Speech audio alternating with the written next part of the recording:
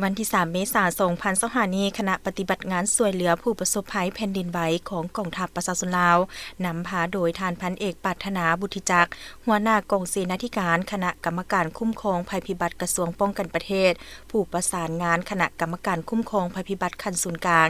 หัวหน้าคณะปฏิบัติงานช่วยเหลือผู้ประสบภัยแผ่นดินไหวของกองทัพประชาชนลาวอยู่สาธารณรัฐสหภาพเมียนมาพร้อมด้วยคณะได้ตั้งหน้าให้กองทัพประชาชนลาว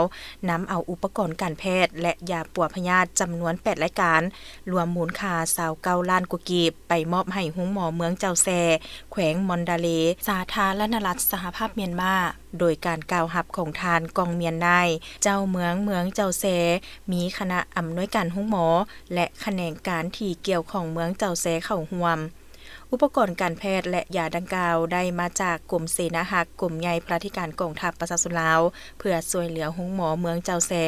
นำใส่เข้าในการปิ่นปัวผู้บาดเจ็บโอกาสดังกล่าวทานพันเอกปรารถนาบุธิจักรพร้อมคณะยังได้ลงติดตามสุกยูการปฏิบัติหน้าที่ช่วยเหลือแก้ไขผลกระทบจากแผ่นดินไหวอยู่แต่ละจุดและกวดเบิ่งการปิ่นปัวผู้บาดเจ็บร่วมกับแพทย์หมอของโรงหมอเมืองเจ้าแซตื่มอีก